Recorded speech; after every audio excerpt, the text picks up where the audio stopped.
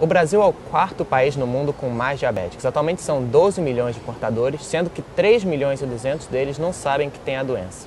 Mais recentemente, novos tratamentos têm surgido que podem facilitar a vida de quem tem esse problema, como por exemplo uma nova classe de inibidores que foi descoberta e pode ajudar no tratamento da diabetes 2. O endocrinólogo Alexander Benchimol, da Escola Médica da PUC-Rio, esteve recentemente no Congresso Americano de Diabetes e é com ele que a gente vai falar agora. Doutor, boa tarde, obrigado por conversar conosco. Prazer é meu, Augusto. Prazer estar aqui com vocês na TV PUC-Rio. Ótimo. Então me diga o seguinte, quais são as causas, os principais da diabetes tipo 2? Olha só, na realidade existem dois tipos de diabetes, né? O diabetes tipo 1, quando você falou os 12 milhões, a gente inclui aí diabetes tipo 1 e tipo 2. Diabetes tipo 1 é uma doença autoimune, onde existe uma destruição das células beta que produzem insulina no pâncreas e é mais comum na infância e o indivíduo já necessita de insulina. O diabetes tipo 2, que você comentou, Augusto, boa parte dos pacientes, mais de 90% dos pacientes com diabetes que nós temos no mundo e no Brasil, e claramente está relacionado, muitos deles, ao ganho de peso e à genética, ou seja, na realidade essa interface, essa inter-relação da alteração que envolve hereditariedade, história familiar, e a alteração que envolve o ganho de peso, levando à resistência desse hormônio chamado insulina, faz com que esse indivíduo, junto com outros fatores, desenvolva o diabetes tipo 2. Agora, pouca gente tem noção da gravidade da diabetes. Ela pode até matar, né? Quais são algumas das consequências da diabetes? Essa é uma excelente questão, então, Augusto. Assim, na realidade, o diabetes, por si, muitas vezes é assintomático. O indivíduo não sente nada, mas ele leva muitas complicações. E a gente divide essas complicações entre micro e macrovasculares. Os microvasculares atuam em pequenos vasos, podendo levar a alterações neuropáticas, ou seja, alteração que envolve a parte neurológica, alterações que envolvem a parte de visão, ou seja, podendo levar a cegueira, e alterações que envolvem especificamente o rim, levando inclusive a insuficiência renal. E alterações que envolvem a doença cardiovascular, levando o risco aumentado de AVC, que é o popular derrame, e o risco maior de infarto. Mais de 60% dos indivíduos com diabetes tipo 2, eles têm um risco maior de infarto e AVC, ou seja, um dado muito preocupante do ponto de vista de saúde pública também, né? Como eu falei agora no começo, foi descoberto um novo inibidor que impede que o sangue seja reabsorvido pelo rim, que vai ajudar a tratar a diabetes tipo 2. Qual exatamente que é a vantagem desse inibidor? Essa nova classe de medicamentos que foi muito discutida nesse congresso que você mencionou, no Congresso Americano de Diabetes, que aconteceu recentemente em Boston, a gente sabe que o rim reabsorve muito glicose. Então, você inibindo essa reabsorção renal de glicose, você define glicosúria, você aumenta a glicose excretada pela urina. E isso faz com que os níveis de glicose caiam no sangue.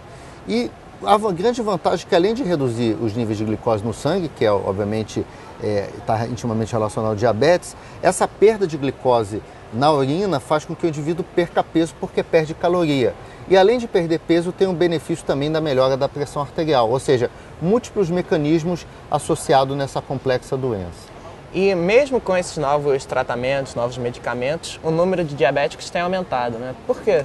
Porque, na realidade, infelizmente, não só o Brasil, mas em muitos dos lugares do mundo, existe a epidemia da obesidade. Então, quando a gente aumenta o risco de obesidade, você tem aumento dos níveis da epidemiologia, ou seja, a epidemia da obesidade, você aumenta também a epidemia do diabetes. Ou seja, o risco do indivíduo ganhar peso, você determina o risco do indivíduo ficar diabético do tipo 2, como a gente está discutindo aqui. E a gente sabe que, recentemente, os dados no Brasil não são muito bons. 52,5% da população brasileira está acima do peso, o que define esses números ruins em termos de estatística que você mencionou lá no início da nossa entrevista, né? Então, provavelmente o ganho de peso está intimamente relacionado. E além de ter mais pessoas com diabetes, também tem muitos que têm e não sabem. Como se descobre que se tem essa doença? Pois essa é uma excelente pergunta, né? A gente, infelizmente, boa parte dos pacientes portadores de diabetes são assintomáticos, ou seja, não tem sintoma. Então, para o indivíduo ter sintoma, o paciente diabético ter sintoma, ele tem que estar descompensado. Então, sintomas como urinar muito, comer muito, perda de peso, estão relacionados a um indivíduo que está descompensado do ponto de vista clínico. Mas, como eu disse, boa parte dos indivíduos não tem nenhum sintoma. Então, é importante que ele procure seu médico, faça a sua avaliação do ponto de vista clínico, exame de sangue, para que se possa determinar o diagnóstico e, com isso, tratá-lo adequadamente. Agora, entre as pessoas que têm o diabetes tipo 2, esse é o tipo que mais tem dificuldade em seguir o tratamento orientado pelos médicos, não é? Por quê? É justamente porque envolve mudança de estilo de vida, Augusto. Então a gente sabe que os medicamentos são fundamentais no tratamento, mas mudança de estilo de vida é fundamental, é um pilar, né, um dos maiores pilares no tratamento do diabetes. Então dieta e atividade física, normalmente às vezes é difícil você fazer com que o indivíduo mude seus hábitos de vida, mas é importante a gente sempre fazer com que esse indivíduo tenha uma dieta mais regular, uma dieta bem determinada e bem qualificada pelo profissional de saúde, junto com atividade física, que é fundamental não só para a perda de peso, mas para o tratamento do diabetes também. E nesses últimos tempos, quais o senhor diria que são os maiores avanços tecnológicos, as maiores descobertas feitas recentemente no tratamento ou talvez até no diagnóstico? Eu diria que assim, eu posso até relatar algumas coisas que aconteceram no Congresso Americano de Diabetes, né, que está bem próximo aí da gente. Primeiro assim, novas insulinas estão chegando no mercado, então isso pega tanto diabetes tipo 1, tipo 2, insulinas com ação mais longa, insulinas inaladas, né, que já foram aprovadas no mercado americano. As glifosinas para o diabético tipo 2, como a gente acabou de discutir, essa nova classe dos inibidores, que a gente chama de inibidores de SGLT2.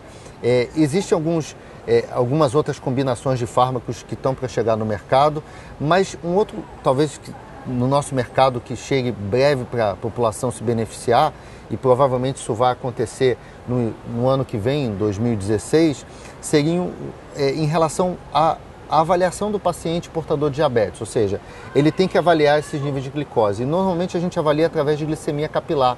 Você faz um furinho no dedo para avaliar como é que está essa glicose.